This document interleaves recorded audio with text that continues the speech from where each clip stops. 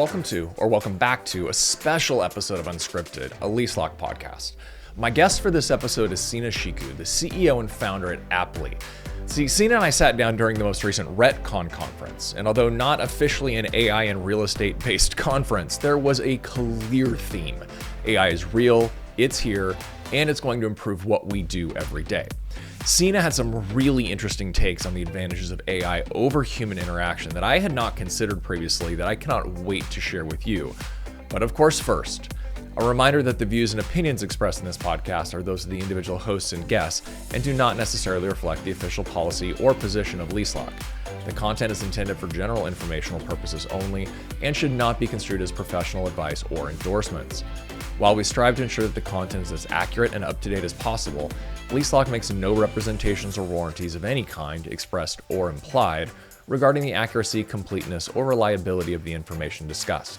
The content is provided as is, and LeaseLock assumes no responsibility for any errors or omissions. Listeners should consult with qualified professionals before making any decisions based on the content of this podcast.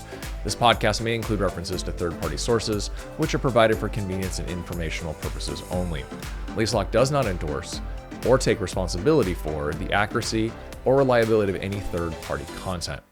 In no event shall LeaseLock, its affiliates, or any of its employees, officers, or agents be liable for the direct, indirect, incidental, special, or consequential damages arising out of or in conjunction with the use or the reliance of the content of this podcast. And now, let's take the trip to Vegas and join Sina and I on the floor at Retcon. Okay, so I'm joined by, God, I almost called you Suki. Like, it was almost there. Honestly, that would almost be a compliment. Yeah, well, Suki's a great guy, but I'm joined by Sina, so I'm going to keep that in now that we've done that. With Aptly, we're here at the Retcon. End of day 2 now at this point, so everyone's kind of fading out. I don't know about you. I'm on fumes at this point. But this is a conference where AI has been at the center of everything. Very much so. And I couldn't think of a better person to bring on than someone who is in this world building these things in applications like you are over at Aptly. So I guess first and foremost, what's kind of been your impression on where the industry's at with artificial intelligence and kind of how we're using it today? Yeah, so yesterday there was a session where someone said, AI is not coming for your job. The guy who understands AI knows how to use it. He's the one coming for your job. I thought that was really interesting because that couldn't have been said any better. We're at a really interesting inflection point for this industry where people are going from AI as pixie dust and, well, maybe I use it as shockingly, when I ask people today, hey, what's your AI strategy? Like, we use Copilot. And I'm like, wow, I guess that counts. That's a tool, not necessarily a strategy. It's not a strategy, it's a tool. But yeah, I mean, people are using it practically all the time. Yeah. And it is definitely driving some really meaningful efficiencies. I think one of the hot takes that should make your write-up afterwards is that before, when people talked about AI, there wasn't a number where you're like, but what is it going to really give me? Like, how can I visualize what the result will be? And this show especially, I've heard people kind of consistently say that somewhere between 10 to 15% in opex savings by leveraging AI to do certain Interesting. things. So you've actually been hearing people put I thought you were going to talk about an efficiency percentage. You're talking about a real number on an opex. Real number. Interesting. Yeah, and I think that's really a galvanizing thing for people to say, okay, that's a big number for us. Because if I really could do that, then that changes a lot in a time when, as well as I do, where we're trying to squeeze a lot of juice out of this lemon. Yeah. Because we're not really sure where else it's going to come from. So that was one of the really important things I got. I also heard a couple things that were really interesting because we've been working with a lot of companies that are, before AI came, they had been working with remote teams. Sure. So there's a lot of buzzwords going around, Andrew, and I think this is a great time to demystify it for people. Multifamily has buzzwords? I mean, just a few. Just a few, but one of them. Guess which ones you're going to go for. No, All right. I'll reach in the bag. Number one is centralization. I'm shocked that was the one that you came out with. Is it still being talked about? Yes. Okay. So look, it's still a word, and everyone's still working on it. I think this show, I actually got real data from people who have been now running it for a while. Agreed. And I'm sure you did too. Yeah. And one of the ones that actually today came up that was really interesting is this gal was like, we've been doing centralization, and one of the things we had not anticipated was that I all of a sudden had somebody who managed like 40 people that now didn't manage 40 people and had a salary that was consummate to them being a leader of 40 people. And I had to have a really difficult conversation about resetting their salaries and their job descriptions. And that was uncomfortable. But we made it work because they're working from home now, and they had a different set of benefits that they didn't have before. But I didn't really think about that in terms of this industry when they go to centralize, also to rethink about like people who were maybe regionals and had broader roles and responsibilities now all of a sudden having different roles and having compensation that has to match it. You know, it's interesting. I will second what you just said there in the fact that I think that we're at a point with centralization. Yes, it's still a buzzword, but there's a lot more conversations going around on, okay, what are the downstream effects of this? You mentioned the downstream effect of having to rework your payroll model and your organizational model. I would also tell you that a lot of the conversations I've had is we're starting to make the distinction between specialization and centralization. Right. And both can be applied at the same time or at separate times, and both have distinct values that they actually bring an organization. And the last thing I've heard talked about much more at this conference, in the sidebar conversations, not necessarily from the stage, has been, okay, well, what about the leadership model to get that business leader who hasn't necessarily been exposed to all the individual operations that are ultimately making the financial performance of that asset in play? People are starting to think through those things now, which is I've been worried about that downstream complication for a while, and I've loved that people are thinking it through now. Yeah, but how about this one, which is really interesting? Okay, so we start to centralize, and then there's a possibility, I'm not saying I've heard this one yet, but I'm waiting for it, where the first real human that the resident will see is a maintenance person. Yeah. And they are not really qualified to be the face of the brand. So there are all sorts of complications to that. But the reason why I brought it up was like, that was something that it felt like 2 conferences ago was such a centerpiece of every topic. And then coming into the AI conversation now, there was a bridge in between, I think, centralization and I think just automation, because you and I were talking about this yesterday, like, isn't AI just automation? And I would say because Aptly spent 8 years essentially building out automation and CRM, that really good AI is going to be based on having, first of all, great data. And then also it's got to have a workflow that it's trying to work off of. So if you go and you use a truly generative approach of saying, go answer this question, you can have, if you haven't heard the word yet, a hallucination by the generative AI that'll do things that you really don't want it to do. And I think by looking at how real businesses, and you said this right before you turned on the mic, you're like, I think it's gone from like thinking about AI to having a strategy about AI, but not actually doing it maybe yet. But I think most people have an SOP for almost every process in their business. Those SOPs were being used pretty extensively now to build out centralization efforts, but they're also really critical for training workflow automation, which is the predecessor to great AI.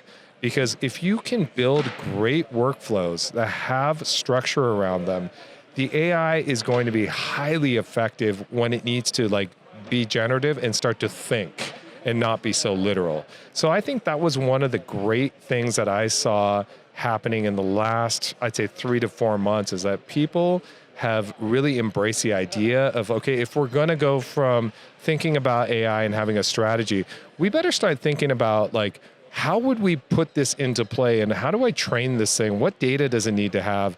Like, again, another big pulling it out of the bag problem that's happening here is, there are a lot of great companies out here, and I have a lot of respect for many of the entrepreneurs and businesses that have built solutions here, but there are a lot of point solutions, right? And I think we've taken a different approach with Aptly. We built a platform where people go to do work. Yeah. And the nice thing about the platform approach is, think about this. Your site staff's really feeling the stress and burden of maintaining a lot of logins, a lot of places where they're supposed to do things. That's just your staff being upset by it. But look, when you're going to go use AI, if all your data is spread across a bunch of different apps, it has limitations because it doesn't have access to everything it needs to know. So I think part of what the industry is also coming to realize is that they've been left with figuring out how these point solutions have to come together before they can have a really excellent AI strategy that goes across the organization. Yeah, there's a ton I want to unpack with you through that. But what I want to also go is, to your point on the platform, it's one of the reasons that we've really focused on developing a risk alliance so that, yes, LeaseLock from, protection on a bad debt, but how do we use, top of the line screening platforms in the beginning to make sure that we're trying to prevent it, doing cash management to be able to remove the entirety of the legal jeopardy that people are in when it comes to mismanaging deposits. But you can't do that as you put it in with a bunch of point solutions. You just can't do that. And from an AI perspective, where we're going with agentic AI, where I was talking with someone earlier and he was talking about how they were doing visualizations on a pinpoint map, and they could be able to see essentially the heat map of their work orders and identify that they have a water issue in the riser in stack 5. And my point back was, we're getting to the point where the AI will do that for you, not draw it out. They're going to tell you, hey, you have an issue in stack 5 and you need to go look at that. To your point, if you're using a bunch of point solutions where you can't bring that data into a single environment that the AI can actually be trained on, you're missing out on huge opportunities. Yeah, and I'm going to just pick on one thing you just said, because it just made me realize in the past year, when we first started working with LeaseLock, for example, we didn't really understand the full value proposition of zero deposit until we were looking at the whole picture. Yeah. And it was a almost slap in the face when we realized that all that bad debt, all the delinquencies, all the evictions were usually a problem with your screening process upmarket, and then also by virtue of the fact that you could have de-risked it by using something like a zero deposit solution. But those are could have been two very different products in your tech stack, very difficult to combine together, and then really easily understand that if I implement them, what downstream benefits do I get from it? By having it all kind of connected in a platform that still plays nice with your property management software, because no one's going to uproot their property management software. Not unless they absolutely have to. Yeah, it's not going to happen. So we were analyzing delinquencies and bad debt and realized by just putting our Aptly fraud detection and screening solution with zero deposit on the front end, you almost eliminate a majority of those issues downstream. But that's a perfect use case of centralization, one platform, and then now by putting AI on top of it, whatever bad debt you still have left, no human wants to go call and have a conversation about bad debt. I have a lot of customers who are using call centers effectively to do this. And it's just one of those things, are real world stories where you talk to people, they're struggling to pay rent. It's a painful task to do as a human and listen to another human struggling. Yeah. But AI has an endless amount of empathy. You said this yesterday, and it really, really struck with me because I hadn't thought about it from that perspective. And, I shared it with you yesterday, but, I go back to my days as an assistant community manager when we still had assistant community managers. Yeah. And part of my job was to make sure we were at zero delinquency every month. And for 12 months in a row, I was zero delinquency for every month. It was emotionally exhausting. So hard. And to your point of listening to the real life stories of your residents. And one of the things that I've liked about this conference, and I've kind of described it as the push me, pull me kind of scenario, is AI is freeing up the time and the energy for the staff to then go care for the residents and to build that retention level. So every time we've been hearing these panels, the technologists are like, everything to AI, everything to AI, everything to AI. The operators have all been, this is still a people business. Yeah, at the end totally. of the day. Yeah. So yeah, the unlimited empathy was something that I think maybe it's just me, but I don't think people are really thinking about the fact that it's not that they just don't get tired. It's they can always have that same reaction, and where the agents are going now, correct if I'm wrong, they can react to the reaction they're seeing. Oh yeah, yes, yeah, and in fact, I would encourage anybody who's listening or watching this, if you have the ChatGPT app, hit the voice button on there. Okay. And try the advanced voice mode. I think they give you a certain amount for free. And it's like the greatest therapist you've ever talked to. In fact, I've learned how to be a better father because the way that when I say something that it knows is like a human, like emotional thing, it says that must be very hard for you. And it just the way it talks to you, the level of understanding and empathy, it's beyond human. It's got a depth that I think we lose when we have to make that call 50 times or 100 times. Also with AI agents calling for collections, you can call 1,000 people at the same time. No human can do that, right? So there's a lot of really great tasks that with Aptly, because we were automating them already and sending text messages and emails, and we had all that data coming from like LeaseLock and coming from the property management software, it was natural for us to introduce a voice agent to do this, but we were really kind of shocked by how human it could be and how much more human it could be to be patient. Now, let's be real, because there was another session where one of the executives said, we wanted to introduce AI, but not make it impossible to still speak to a human being.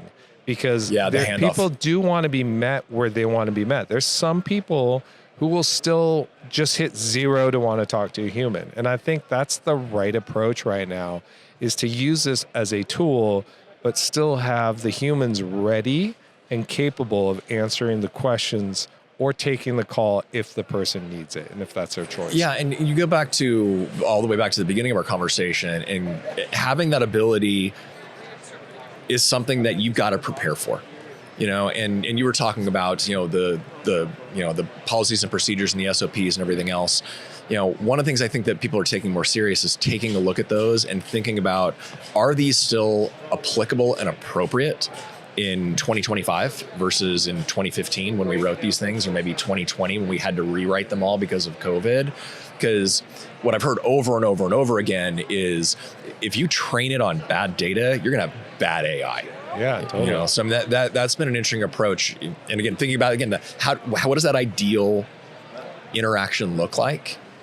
Because we can train the AI to have the ideal interaction and look at the results of it. Yeah, and I think our approach is very different than many others that I've seen. Like a lot of the sessions I sat in on, people would talk about things that they're doing and they had run tests, but they weren't really actually using it fundamentally anywhere besides maybe leasing for inbound calls to basically handle them. I think one of the neat things about the Aptly AI agent is that you can literally build any workflow. Like I had a customer the other day say, I have a scenario where I need to chase down a policy from a renter because they didn't come on our master liability policy and they gave us theirs. And every year I got to make sure that that policy is accurate. And this is a great task for AI. So with Aptly, you can just build a workflow that says on X days before the policy date, which I have in the system, when it expires in 90 days, whatever, send a text message, send an email, and 30 days before, if we still haven't solved it, AI agent calls. AI agent can have a persona, and if they call the person starts speaking Spanish, it automatically switches to speaking Spanish perfectly. And it has a goal. It says, I need this document, sends a text message to them, they give the document, puts it back into the workflow, you're done. That task, because I literally built it for a customer who was struggling with it, he was like blown away by the amount of man hours they were spending to do this. And there are a lot of really fantastic examples like this that I've heard at the show. Some have been around like AP and and like OCRing documents where they took it up a notch with AI. But I think if I was taking away something from this conference is like, don't think of your AI strategy as like, I'm going to have to go build a data lake and, build my own LLM. And, oh God, I don't understand these things. What you really need to do is start to think about places in your business where humans are wasting time doing things that fundamentally could be handled by a process, and that process could be even better with AI. So that's a really, really good way to think of it. As you were also talking through that, I had the other thought of, this is where there's almost no opportunity cost to leveraging it. Because, okay, great, I might not have had that process in place because my people are doing so many other things and we're going to lose track and I can't find the report that pulls that date out of that field and all those things. That to write out that workflow that then is going to be used ad infinitum. Yeah. And learn how to get better, because I would imagine as these get better and learn more and more, it might say that, hey, if we do it 90 days beforehand, they're not responding until 60 days, so maybe we back that time frame up. Right. Really, really interesting. And I think that, it's a good way to kind of bring a bow on this conversation. But I do have one more question for you, since we're here at Retcon, and I've asked a lot of people this. What was your number one takeaway from the conference? Wow. I'll give you one in each bucket. The conference itself, okay, without getting into the content. I like that it's in Vegas. I think it brought a totally different vibe than maybe what the New York version of this was. I felt like people came here with a genuine interest on understanding technology. Agreed. And I don't get that at every conference. Like, there's definitely some people who are like, this is an afterthought, I'm here for something else. So I thought they did a great job of making this a tech-first conference. Loved it. It was like an OpTech in a way, and I like that. Talking about the interactions I had with the people that were here, I found that this group really brought a lot of operational-minded folks to the conference, COOs and people who were tasked with coming up with a strategy for AI, for centralization, for risk, that I saw a different group of people than I'm used to seeing. And I thought that was fabulous, because I'm usually running into like marketers and people who are solving leasing problems, but these were people that were rising very high above all the issues and trying to get their head around what is it that we should be doing. Can I tag something onto that observation? Go for it. And not only were they here on the attendee list, because often they're on the attendee list or they're speaking on a panel, they were engaged. Yeah, like they were in sessions, having side conversations. I actually sat next to, I'll call her out, Joanna Zabriskie from BH in the initial keynote, and she was the keynote today. Oh yeah, I saw that one. So it was more than they were just here. They were here to learn and to strategize and have conversations with others. And that's been really refreshing about this. And there was a lot of people here. Like, that was the other thing too. I was expecting a few hundred people. It felt bigger. Yeah. And then I'd say the last takeaway, if I was looking at the content, obviously AI was really big here.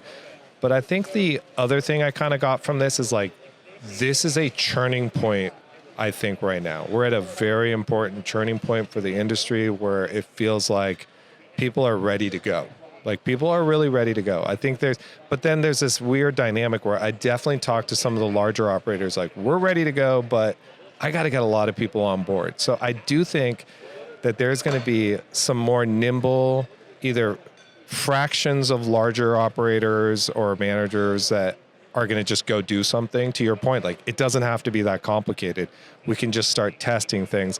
Historically, testing has meant like piloting things on properties, but I think people are thinking about different types of tests than I've seen before. It's always been like, pick your best property, pick your worst property, do a pilot. I heard different things this time where it was like, we're going to run this in some kind of centralized model as a test. And I'm like, oh, that's cool.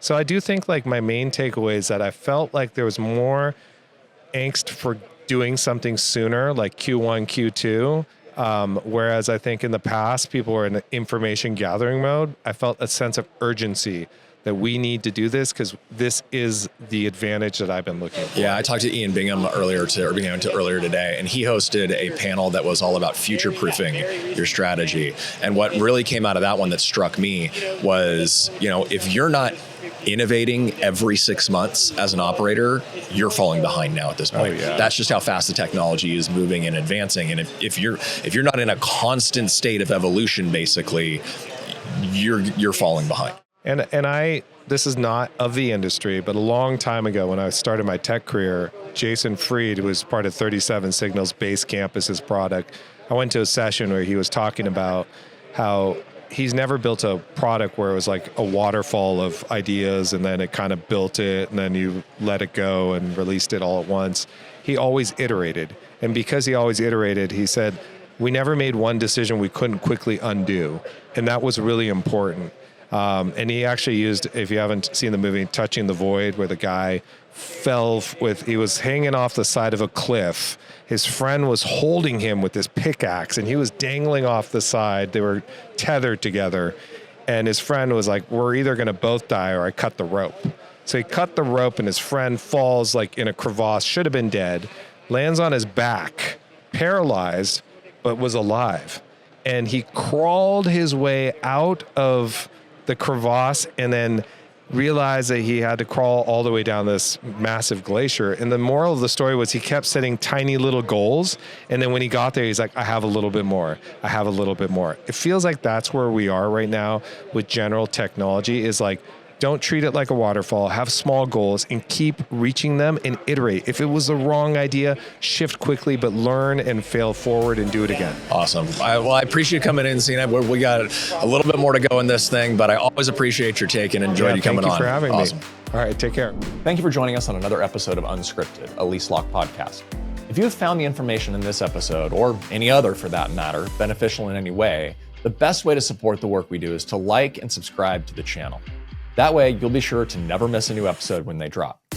Also, sharing your takeaways in the comments or on the social media platform of your choosing, mine happens to be LinkedIn, is also a great way to help us get the message out.